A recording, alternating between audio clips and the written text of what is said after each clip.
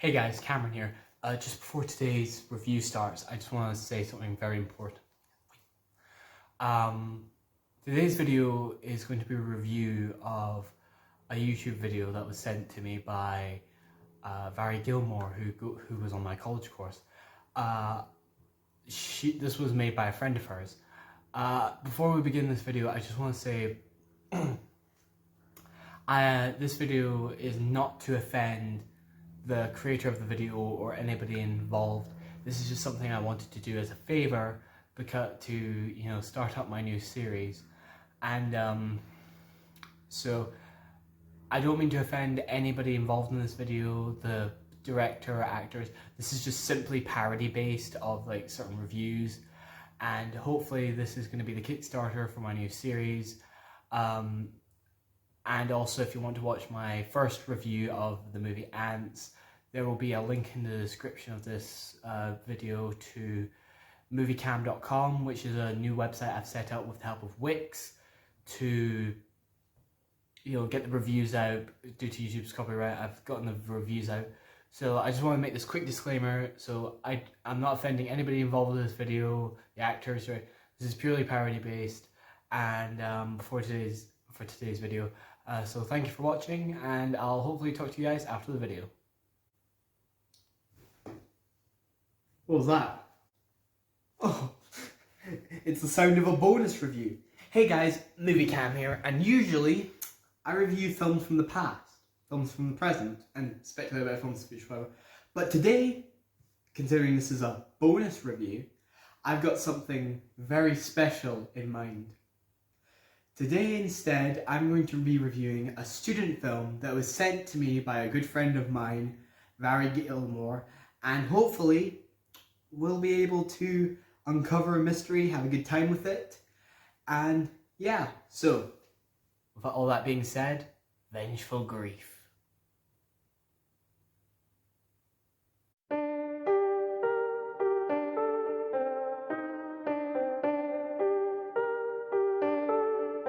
You know that one awkward movie that your friend made in high school and everybody tells you, oh yeah, you did great? Well, that's pretty much what a Vengeful Greif is. A student film that really exploits the realms of dealing with grief, when really the film could operate more as an allegory for how dangerous the playground is. But still, this was recommended to me by one of my friends from my college course, so I think it's worth giving it a try. So, let's see if I can lens in this student film, and maybe it'll open my eyes. We can only review it to see it. That says don't look at angels. Well, there'll definitely be angels in this video. But let's not waste any time with that. Let's begin this bonus review of Vengeful Greif. So after the main titles, we see stock footage that was clearly filmed at a public playground, and then we see this doll. Wow guys, you're being really subtle with your metaphors. I don't think we're ever going to be able to top this. I mean, I think the end post-credits of Marvel movies have more subtle foreshadowing than this one scene. We then see that our main catalyst of the movie takes form of a little girl named Kelly, who, unironically, likes to play on the swings. But she's often offset by her father Dean, who constantly tells her, don't swing too high. Can't I swing as high as I want to? I can see you're a big girl now. Eyes of Superman. But we see in this perfect world of creepy dolls and harmless playgrounds that not everything as it seems, as Dean's wife Marie is unfortunately demanding a divorce, which is not only taking a toll on his daughter Kelly, but is also taking a toll on his older daughter, a girl named Harper, who, yes, is played by Vary Gilmore, who, yes, by the way, is the woman who sent me this video, and is also, yes, the best actor in this. House. You still treat me like the child I used to be. I'm 17 now. I'm more than capable of looking after myself. Her acting coach would be so proud. So Kelly, late at night, just before she goes to bed, asks Dean why he doesn't get along with Marie anymore and why Harper doesn't come along the same way she does. Dean says it's all in her head and that she should just go to sleep, which leads to this awkward line delivery. Kelly, enough of the questions. You're meant to be asleep. Okay, I'll shut up now. Night, Dad. What, did Tommy Wiseau come in to direct this scene? So the next day, Kelly again goes back to the swings. Why? I don't know. But despite her father's warnings, it's far too late, as the swings claim her life, and Dean is left wondering if he should have done the right thing. But I guess that's what you get when you mess with the swings of doom. Everyone is stupid except me. Well, you know I had to use that clip at some point. After that, we get a funeral scene that was clearly filmed in someone's back garden. And we cut to 3 months later as Dean, it seems, has fallen into a sort of John Belushi-style depression. Seriously, not only is there beer bottles and also his pants scattered around there, but he now just spends the afternoon staring at pictures and constantly drinking. Well, as long as this review doesn't end with me saying that Dean died of smoking tons of cocaine and then going to White Castle with Neil Patrick Harris, I think we'll be fine. How could this be? How could such a precious flower who was full of life be taken away? I told her not to swing high. She should have listened to me, but is she the one to blame? Of course not. It was all my fault she died because she was in my care. I'm the one who should be blamed. I should have been the weed to get sprayed. Kelly didn't deserve to be taken away from us.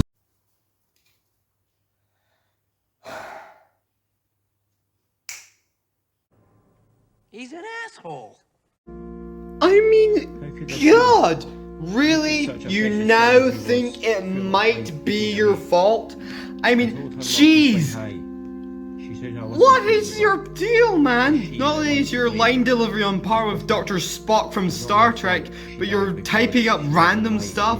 And we never find out what he's typing, by the way, guys. This is just purely him. We don't know if it's thoughts, what he's typing, just... God! I mean, I'm sorry, I don't mean to ramble on, but... what is with this guy? His daughter dies and now he thinks it might be his fault? Read a parenting book, or maybe, I don't know, don't go near the swings! So Dean spends the rest of his time drinking and staring at small toys that remind him of Kelly.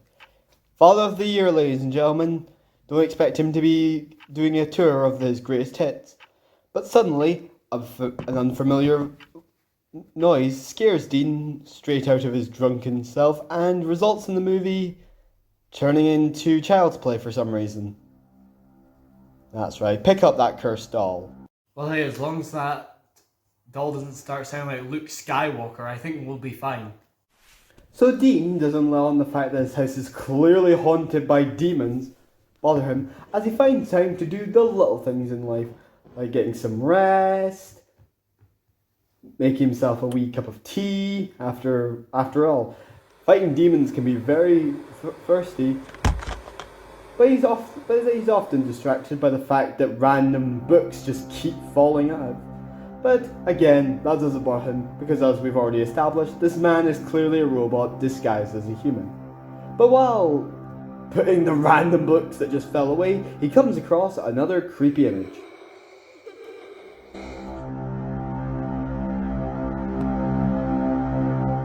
I think the doll wants to play a game with you, Dean. So after the night from hell, Dean goes back to his ex-wife to tell him that the divorce papers have finally arrived and that all that she has to do is sign them off. But he further proves that he still wants to be a good dad, so he signs off the release slip to let Harper go on her trip. You're capable of anything. You don't deserve to miss out on any of the fun things. As long as the fun things don't involve swings, that is a key part of this deal. I need a break. You guys want a break? Here's a break.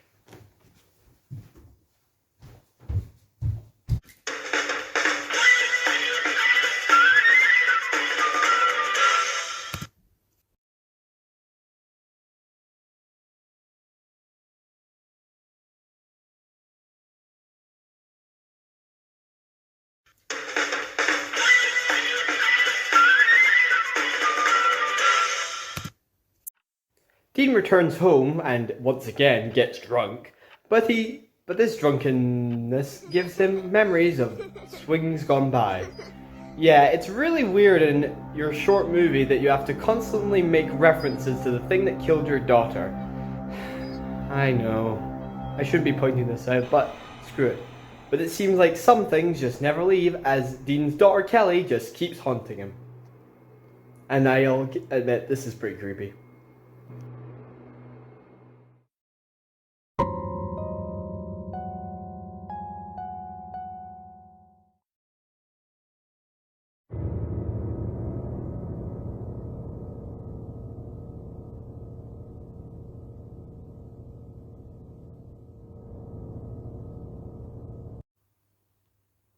Okay.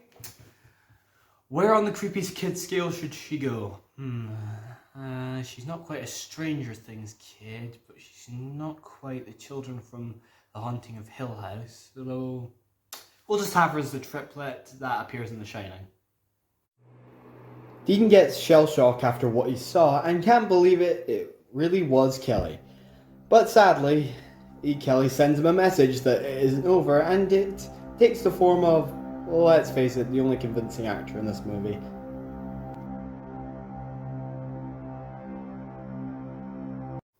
You will believe that a doll that does absolutely nothing can act.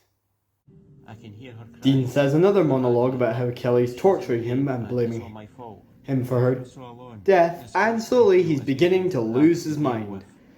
And really, can you blame me? You're caressing a doll, dude. I know it belonged to your daughter, but She's so upset with me. come The on. one who It's just weird, man. deserved to suffer. And yet, once again, we never find out if what he's typing is what he's saying. Yep, no explanation, he's just typing up again. I mean, if you're gonna have this thing like Dean is like a tortured artist type thing in your movie, you could at least make it a little bit clearer. I mean, aside from just a few scenes of him typing, we don't really get a feel. What's he typing? Is it a book? Is it his own thoughts? We don't know. It's just him typing. Be a little bit more clear next time. Dean gives Harper a call saying that Kelly's mad at him and wants to kill him, but Harper just claims that Dean's crazy rantings are due to, well, excessive drinking. And to be honest, he isn't painting himself as a model parent, so it's not really hard to imagine that. But Harper is found in her off time by Kelly, who, of course, gives a creepy response. He's the one to blame.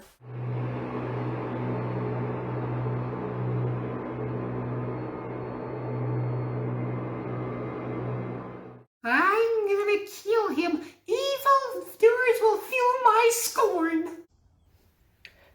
Dean decides to go for a long walk after his conversation with Harper, and can't help but going back to the same playground.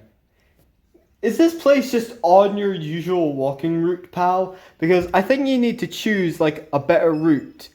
Just saying. But Kelly leaves behind a cryptic note, which pretty much monologues about it as well. It's all your fault. Time to meet at our favorite hiding spot. I sound so invested, yay! Harper also gets the same letter from Kelly, except it's more cryptic, and it says that she's going to make Dean suffer. Meanwhile, Dean himself has already made it to Harper and Kelly's favourite hiding spot, and I'll just say, it must have been very impressive to find that, and the design is very cryptic. Even if this plot makes no actual sense and is based on the death of someone dying from the swing, I do still have to give props to the set design. I've got to give a win somewhere. Might as well give it somewhere that matters. Harper arrives, literally finding Dean quivering in a corner. Jeez. This man's really hit an all-time low in this movie.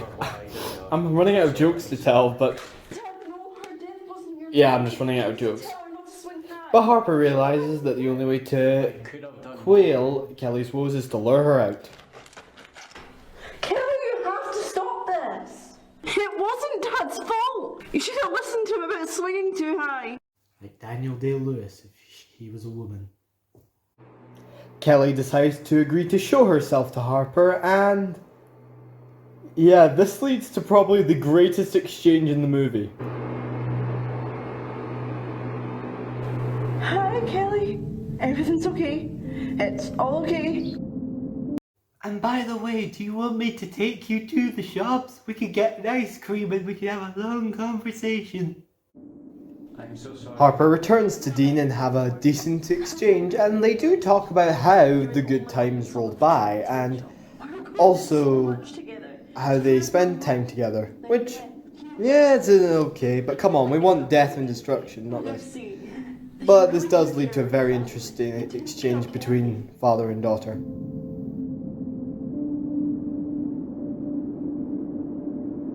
It's all my fault.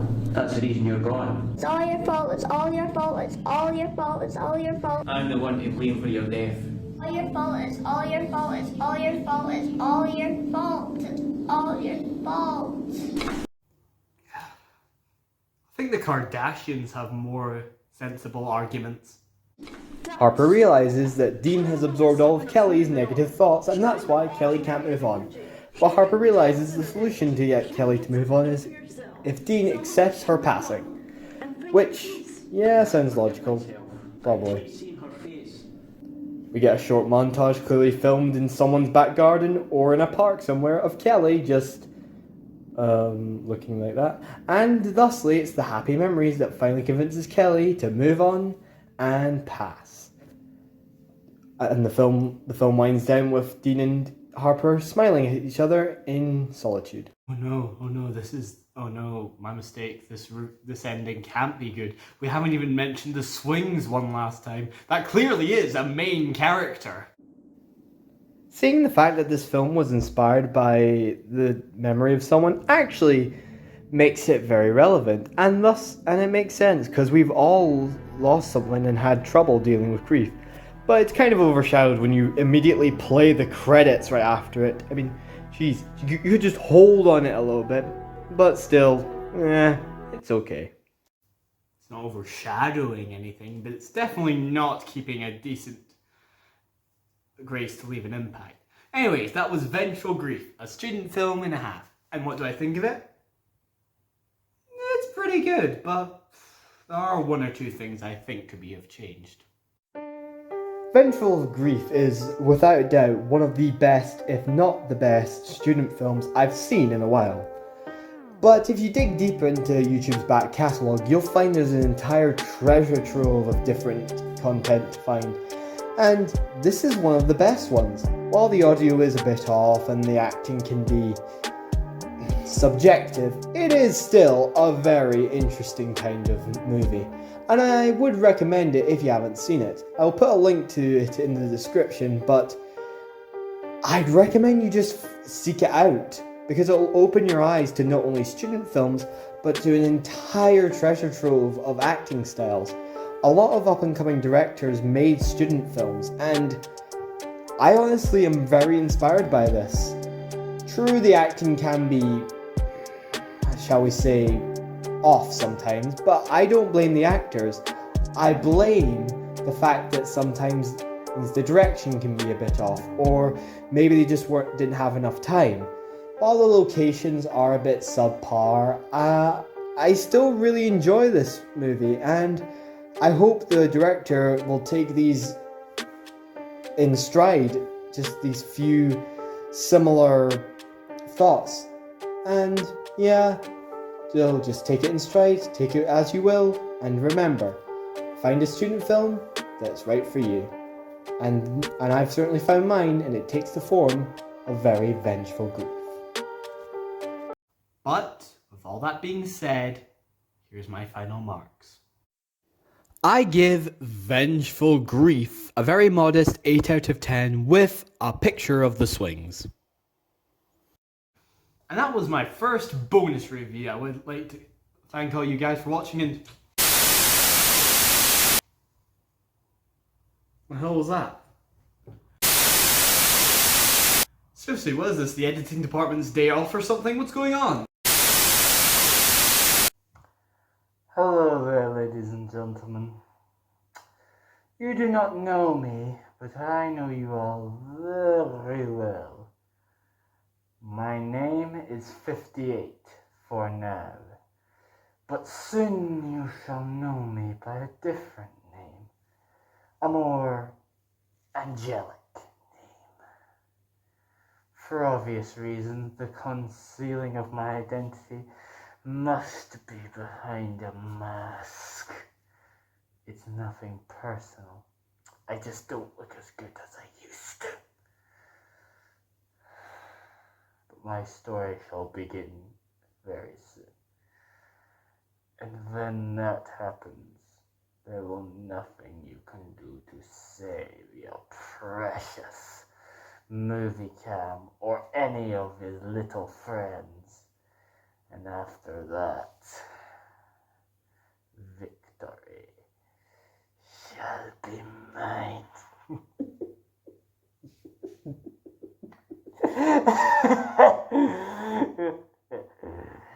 Goodbye for now, fool.